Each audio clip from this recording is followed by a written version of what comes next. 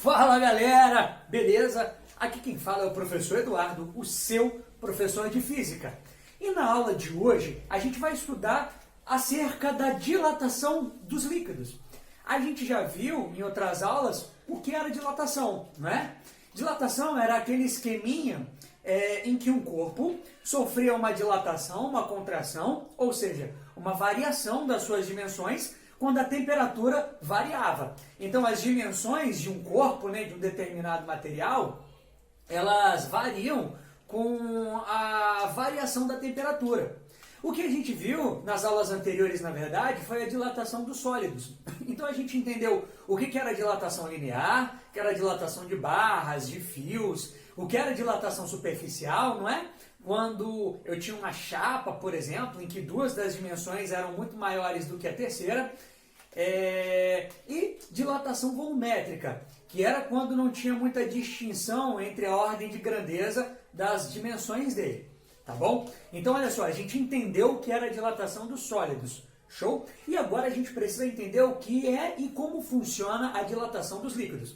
Assim como os sólidos, as dimensões dos líquidos também variam conforme a variação da temperatura, tá? Em geral, quando a temperatura de um líquido aumenta, as dimensões dele aumentam.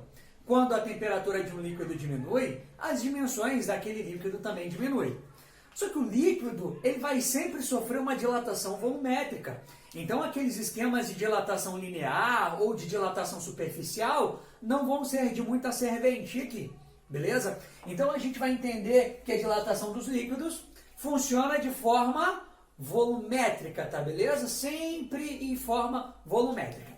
Mas veja só, se a gente for comparar o coeficiente de dilatação dos líquidos e o coeficiente de dilatação dos sólidos, a gente vai ver que, em sua grande maioria, ou seja, em geral, o coeficiente de dilatação dos líquidos é maior do que o coeficiente de dilatação dos sólidos. Só um bizu aqui para você. Aqui eu coloquei o alfa, não é? Que é coeficiente de dilatação linear. Mas a gente sabe que quando a gente estiver tratando de dilatação dos líquidos, eu vou ter que usar aqui quem? Vou ter que usar o meu gama, tá beleza? Gama é o cara, ou a letra, que representa o coeficiente de dilatação volumétrico desse líquido. Beleza? Então, show! Para ilustrar como funciona a dilatação de um líquido, ou melhor, como funciona a dilatação de um líquido quando eu comparo com um sólido, eu quero que você imagine na situação em que você está fazendo café em casa. Você pegou uma jarra, um bule, tá? Um recipiente, olha, fechado, mas que tenha um buraquinho aqui, um furinho, tipo aquele bulezinho antigo que as vovós usavam para fazer café. E aí eu coloquei dentro dele bastante água. Ele é feito de um metal, não é? Em geral alumínio. Mas eu começo a aquecer esse recipiente. Quando eu começo a aquecer esse recipiente, eu não aqueço só ele. Eu aqueço tudo que tem dentro dele também. Ou seja, tacando fogo nesse sistema aqui, eu tenho o aquecimento do recipiente e o aquecimento da água que está dentro dele também. Tá bom? Olha só, todo esse recipiente e a água, eles têm o mesmo volume, tá? Que eu vou chamar de V0, que é o volume inicial deles. Então, quando eu peguei um recipiente e enchi ele com água, os volumes iniciais do recipiente e da água são os mesmos. Só que você já deve ter reparado isso. Se você deixar um canecão, como é que eu chamo, aqui para fazer café, ou um bule, um recipiente cheio com água até a boca, e quando você aquece o recipiente com a água, é muito comum que você perceba que a água ela, dá aquela esburrada, não é verdade? Galera, isso acontece porque quando você aquece esse sistema aqui, o recipiente ele vai sofrer uma dilatação. Então perceba que o tamanho do recipiente, olha, aumentou, né? O volume do recipiente após o aquecimento já não é mais o mesmo. E nem o volume da água dentro daquele recipiente. Então imagine que o recipiente ele sofreu uma determinada variação do volume, né? Ele sofreu uma dilatação. A dilatação da água dentro do recipiente vai ser a mesma. Eu quero que você imagine na situação em que eu tenho um recipiente de 1 litro e ele sofre uma dilatação de 20 ml. Quando eu coloco água dentro dele inicialmente, já que ele tem um volume interno de 1 litro, o volume de água que eu coloquei dentro dele também é de 1 litro, tá? E quando ele sofre uma dilatação de 20 ml, que também é uma unidade de volume, a água dentro dele vai sofrer uma dilatação de 20 ml. Só que ela vai sofrer essa mesma dilatação de 20 ml, tá? Vai continuar dentro dele e ela vai sofrer mais um pouco. Então é interessante que você saiba que o líquido dentro de um recipiente, quando eles são aquecidos juntos, o líquido vai sofrer uma dilatação maior do que o do recipiente. Na verdade, a gente vai dizer que ela vai sofrer a mesma variação que o recipiente, só que mais um pouquinho. O que é esse mais um pouquinho, pessoal? Olha só, o volume do recipiente aumentou. A água dentro dele, por consequência, também teve seu volume aumentado. Só que o volume da água aumentou tanto que, veja, esburrou, olha, um pouquinho. Esburrar, professor? O que é esburrar? Não coube essa expressão, não. Esburrar é transbordar, tá?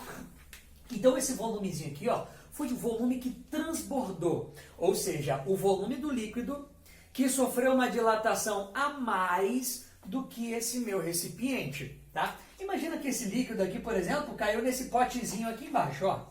Toma, toma. Então, olha que interessante. De novo, os líquidos têm um coeficiente de dilatação, em geral, maior do que o coeficiente de dilatação dos sólidos. Quando eu aqueço um sistema onde eu tenho, por exemplo, um recipiente cheio de um determinado líquido, esse líquido vai sofrer a mesma dilatação que o recipiente. E um pouco mais ainda, né? Que é aquele volume de líquido que a gente diz que transbordou ou que esburrou, tá bom? Então, veja, vamos dimensionar isso que eu acabei de falar para você, tá? Vamos expressar isso por meio de fórmulas, matematicamente. Eu falei para você que a dilatação, olha só, ΔV, que é a variação do volume, ou que a gente chama de dilatação volumétrica aqui, a dilatação volumétrica do líquido como um todo foi igual à dilatação volumétrica do recipiente. Então, imagina que o recipiente sofreu uma dilatação. O líquido também sofreu essa mesma dilatação. Só que o líquido sofreu aquela mesma dilatação e um pouco mais. Esse um pouco mais, que é aquele volume que transbordou, ou aquele volume que esburrou, é o que eu chamo de ΔV, ou seja, dilatação aparente. Por que a gente chama esse volume aí que esburrou nessa quantidade de líquido que transbordou de aparente? Porque quando você aquece, por exemplo, uma chaleira com água até a boca, você não consegue perceber uma dilatação do recipiente. Você também não consegue perceber uma dilatação do volume de líquido que está ali dentro, não visualmente. O que você consegue perceber é o líquido que esburrou. Então aquele líquido que esburrou é o que aparentemente sofreu dilatação. É por isso que a gente chama esse volume de líquido aí que transbordou de dilatação aparente, ou volume aparente, né? Variação de volume aparente. Então foca comigo aqui. A dilatação do líquido foi igual à dilatação do recipiente, mais um pouquinho, que é aquele volume que transbordou, que eu chamo de dilatação aparente. Deu para entender até aqui, pessoal? Tá bom. Olha só, os volumes iniciais são os mesmos. Quando eu coloquei água dentro desse recipiente, o volume do recipiente inicial era igual ao volume do líquido inicial, que era igual ao volume aparente, né? Na verdade, a gente não tinha um líquido transbordando aqui. Só que os volumes iniciais, né, pelo menos nessa situação aqui, eram os mesmos. Tá show? Então, olha só. Quando eu escrevo as fórmulas de dilatação volumétrica por extenso, como assim por extenso? Eu sei que a fórmula de dilatação volumétrica é volume inicial mais coeficiente de dilatação volumétrico, vezes, né? Vezes a dilatação da temperatura. Quando eu escrevo essas fórmulas por extenso, ou seja, dilatação do líquido, volume inicial do líquido, vezes coeficiente de dilatação do líquido, vezes variação de temperatura do líquido. Dilatação do recipiente, volume inicial do recipiente, mais coeficiente de dilatação do recipiente, vezes, né? Vezes a variação de temperatura dele. Variação do volume aparente, ou seja, dilatação aparente. Volume inicial aparente, vezes o coeficiente de dilatação aparente, vezes a variação da temperatura. Como os volumes iniciais eram os mesmos, ou seja, no começo todo mundo tinha o mesmo volume, porque, olha só, a água e o recipiente tinham o mesmo volume, quer dizer que esses volumes iniciais aqui são os mesmos. E eu posso fazer o que com os volumes que são os mesmos? Eu posso cortar todos eles. É só dividir toda a minha equação por V0, que é o volume inicial. E aí eu consigo perceber que a variação da temperatura sofrida por eles também vai ser o mesmo. Tá? A variação de temperatura sofrida pelo recipiente vai ser igual à variação de temperatura sofrida pelo líquido, que vai ser igual à variação de temperatura aparente. Então, quer dizer que eu também posso cortar esses caras? Lógico que pode, ó, pode cortar as variações de temperatura, tá beleza? E aí só vai me sobrar quem? Vão me sobrar, na verdade, os coeficientes de dilatação. Ó, aqui o coeficiente de dilatação volumétrico do líquido, aqui o do recipiente e aqui o aparente. Então, eu posso dizer que o coeficiente de dilatação volumétrica do líquido é igual ao coeficiente de dilatação volumétrica do recipiente mais o coeficiente de dilatação volumétrico aparente? Exatamente. Isso aí, tá? Esse coeficiente de dilatação volumétrico do líquido, galera, é comumente chamado de coeficiente de dilatação real, tá? Coeficiente de dilatação volumétrico real. Por que real? Porque isso aqui é a dilatação verdadeira, é o que realmente dilatou esse líquido, tá? Então, coeficiente de dilatação do líquido, ou a variação do volume do líquido, às vezes é chamado de coeficiente de dilatação real, ou variação do volume real, tá beleza? Que é igual ao do recipiente mais o aparente. Então vamos recapitular aqui rapidinho. Os líquidos se dilatam mais do que os sólidos, geralmente, tá? Se eu coloco todo um líquido dentro de um recipiente, onde eles têm o mesmo volume inicial, após um aquecimento, eu vou perceber que um volume de líquido vai transbordar, que é aquele volume aparente. Eu sei que a dilatação do líquido é igualzinha à dilatação do recipiente, mais um pouquinho que transbordou, que é a dilatação aparente. Tá? Ao invés de escrever aqui ó, as dilatações do líquido, recipiente e aparente, eu posso, após uma simplificação das fórmulas, colocar tudo em função dos coeficientes de dilatação. Ó, coeficiente de dilatação do líquido, coeficiente de dilatação do recipiente e coeficiente de dilatação aparente. Esse coeficiente de dilatação do líquido é, em geral, chamado de coeficiente de dilatação real. Tá? Deu para entender até aqui, pessoal? Essas informações são bem importantes e eu preciso que vocês entendam ela, tá? Porque a gente vai precisar para dar continuidade aí ao nosso conteúdo. Tá beleza? Então vamos para o próximo quadro? Tô chegando, hein?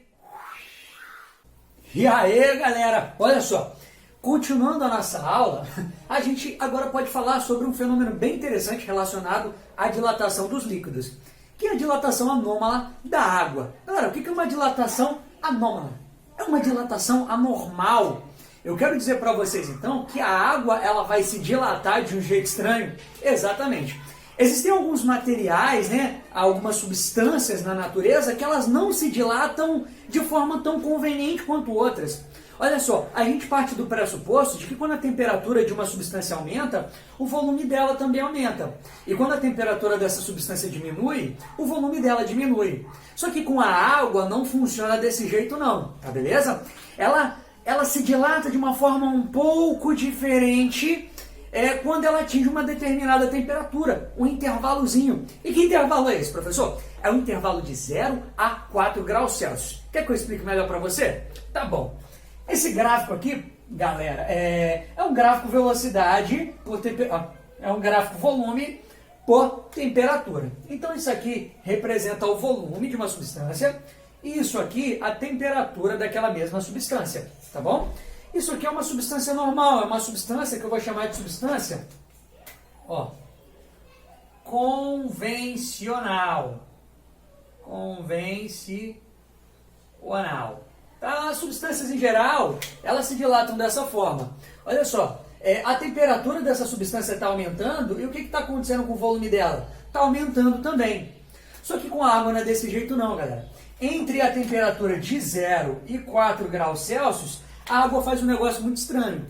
Olha só, imagina que a água ela esteja a temperaturas negativas, menos 10. E aí você vai aquecendo ela, o volume dela vai aumentando, concorda? Beleza. Só que quando o volume dela chega, quando ela chega em um determinado volume, aqui na temperatura de 0 graus Celsius, olha que coisa estranha que acontece. Ao invés do volume dela continuar aumentando, ó, ela veio lá de trás aumentando o seu volume. Ao invés do volume dela continuar aumentando, o volume dela diminui. O volume dela em 0 graus Celsius vai diminuindo até atingir a temperatura de 4 graus Celsius. E depois dos 4 graus Celsius, professor, aí o volume dela começa a aumentar de novo. É por isso que essa dilatação é chamada de anômala. É uma dilatação anormal, é uma dilatação um pouco diferente daquela dilatação que a gente está acostumado a ver em vários outros materiais que a gente já estudou até aqui, tá bom? Por isso que é tão diferente. Galera, só que a água se dilata dessa forma obrigatoriamente a pressão de 1 atm. Então, quando a pressão dela for de 1 atm, né, que é de uma pressão atmosférica, ela vai se dilatar dessa forma. Olha só, de 0 até 4 graus, o que vai acontecer com o volume dela? Ao invés de aumentar, o volume diminui, não é verdade? Se o volume diminui, o que acontece com a densidade dela, galera? Quando o volume diminui, a densidade aumenta. Eu acredito, eu creio muito que vocês lembrem, tá, da noção de densidade, da definição de densidade, mas caso não, eu vou relembrar aqui para vocês. Densidade nada mais é do que a massa de um corpo dividido pelo volume. Então eu percebo que, por exemplo, quando o volume diminui, o que acontece com a densidade? Ela aumenta, porque a densidade e volume, nesse caso, são inversamente proporcionais. Então aqui eu tenho uma situação onde o volume diminui e a densidade aumenta, tá? O que acontece com o volume acontece ao contrário com a densidade. Só que veja, densidade, massa sobre volume, o volume diminuiu de 0 a 4 graus, como devia ter aumentado, né? Porque a temperatura aumentou, aí o volume diminui, a densidade aumenta. Tá bom. Só que quando chega a 4 graus Celsius, né? Onde ela vinha diminuindo esquisitamente, depois de 4 graus Celsius ela começa a aumentar de novo. Aqui, de 4 até 100 graus Celsius, o volume começa a aumentar de novo, normalmente, como se nada tivesse acontecido. Mas aí, conforme o volume vai aumentando, o que acontece com a densidade? Vai diminuindo. Falamos que elas são inversas, né? Beleza. Agora, muito importante, o que acontece aqui, pessoal? A 4 graus Celsius. Nesse pontinho aqui que eu marquei de verde, tá? Nesse ponto, eu obtenho um volume mínimo. Então, a água vai atingir o seu mínimo, o seu menor volume, a 4 graus Celsius. E não a 0 graus Celsius, por exemplo, ou uma temperatura inferior a ela, tá? O volume mínimo da água vai estar ali, ó, em 4 graus Celsius, né? Porque a gente sabe que a pressão de 1 atm vai existir água até 0 graus Celsius, porque 0 graus Celsius é a temperatura de fusão da água, tá beleza? Ou temperatura de solidificação, se você estiver olhando daqui para lá, né? De líquido para sólido. Então, o menor volume dela devia ser a 0 graus Celsius, né? Menor volume na menor temperatura. Só que não é isso que acontece. O menor volume da água está onde? 4 graus Celsius e não em 0. Aqui em 0 graus Celsius, o volume dela é maior do que o volume que ela tinha 4 graus Celsius. E a densidade é menor do que a densidade a 4 graus Celsius. Olha só, se a 4 graus Celsius eu tenho menor volume, é a 4 graus Celsius que eu vou ter a maior densidade, né? Então, volume mínimo, densidade máxima. É a 4 graus Celsius que a densidade da água é, por exemplo, 1 grama por centímetro cúbico, que é aquela densidade padrão, tá? A 0 graus Celsius, por exemplo, essa densidade é um pouco menor do que 1. Vai girar ali em torno de 0,99 ou 0,98, tá beleza? Então, veja só que interessante. A água entre 0 e 4 graus Celsius, ao invés dela ter o seu volume aumentado, o volume diminui, tá? Agora vamos pensar na situação, galera, em que o volume da água está diminuindo porque a temperatura está diminuindo. Você pegou uma garrafa de vidro e encheu de água a 20 graus Celsius, tá? Colocou dentro do congelador. Aí a temperatura da garrafa vai diminuindo e o volume da garrafa vai diminuindo. A temperatura da água vai diminuindo e o volume da água também vai diminuindo. Só que quando chega a 4 graus Celsius, olha, olhando de lá para cá, tá beleza? Ó, temperatura vai diminuindo, o volume vai diminuindo, tanto do recipiente quanto da água. Só que quando chega a 4 graus Celsius, olha só, entre 4 e 0 graus Celsius, o que acontece com o volume do recipiente? Continua diminuindo. Imagina que o recipiente seja feito de vidro, por exemplo. Só que a água não. Entre 4 e 0 graus Celsius, ao invés do volume da água vir diminuindo, o que acontece com o volume dela? Vai aumentando. Enquanto o volume do recipiente vai sempre diminuindo, o volume da água começa a aumentar entre 4 e 0 graus Celsius. E aí a pressão interna no recipiente acaba sendo tão grande que ele acaba estourando. É por isso que, às vezes, a gente, quando coloca algum recipiente com água dentro do congelador, depois de um tempo a gente percebe que ele estourou. Tudo por conta dessa dilatação anômala, ou essa dilatação anormal da água. Tá legal? Então, olha, informações muito importantes aqui, pessoal. A água, ela sofre uma dilatação à pressão de 1 atm de uma forma diferente da maioria dos outros materiais ou das outras substâncias. E essa inversão aí do volume, né? Porque o certo, entre aspas, é quando a temperatura aumenta, o volume aumenta, quando a temperatura diminui, o volume diminui. Essa inversão ocorre aqui, ó, entre 0 e 4 graus Celsius. Show? A 4 graus Celsius eu tenho um volume mínimo da água e uma densidade máxima, que é aquela densidade de 1 grama por centímetro cúbico. Beleza? Então, olha, essas informações são bem importantes, cobradas muito em questões teóricas em vestibulares, Enem, e cai também pra caramba na sua prova convencional, tá bom? Então espero que tenha entendido até aqui. Para todos os efeitos, a gente vai resolver um exercíciozinho para ver se você pegou isso aqui de fato. Show zero? Estamos voltando aqui com um novo quadro. Pessoal, olha só o exercício que eu prometi para vocês. Quero que você imagine um recipiente cujo volume seja de 400 centímetros cúbicos. E eu enchi esse recipiente com um determinado líquido, tá beleza? Então ele está cheio até a tampa. O volume inicial do recipiente e do líquido são de 400 centímetros cúbicos. Só que esse recipiente e o líquido que está dentro dele vão sofrer uma dilatação, uma variação do volume, da temperatura de 10 graus Celsius, tá? Aumentando aí de 10 para 20, ou de 20 para 30, ou de 30 para 40. O que importa é que a variação da temperatura vai ser de 10 graus Celsius. O coeficiente de dilatação do líquido é de 1,8 vezes 10 elevado a menos 4 graus Celsius, a menos 1. E o coeficiente de dilatação do recipiente é de 1,2 vezes 10 elevado a menos 5 graus Celsius, a menos 1. O problema quer saber qual vai ser a variação do volume aparente, ou seja, qual vai ser o volume que, após esse aquecimento, vai ter esburrado, vai ter transbordado, tá? Galera, primeiro eu preciso entender que se eu quero alguma coisa relacionada à dilatação aparente, então é muito interessante que eu não tenha os coeficientes de dilatação do líquido e do recipiente, mas que eu ache o coeficiente de dilatação aparente. E como é que eu vou fazer isso? Eu sei que a dilatação ou coeficiente de dilatação do líquido é igual ao do recipiente mais o aparente. Reorganizando essa equação, ou seja, passando esse coeficiente de dilatação do recipiente para lá negativo, vai ficar assim, ó. Coeficiente de dilatação aparente é igual ao coeficiente de dilatação do líquido menos o do recipiente. Substituindo na fórmula aqui, olha só, 1,8 vezes 10 a menos 4, que é o coeficiente do líquido, menos 1,2 vezes 10 a menos 5, que é o coeficiente do recipiente.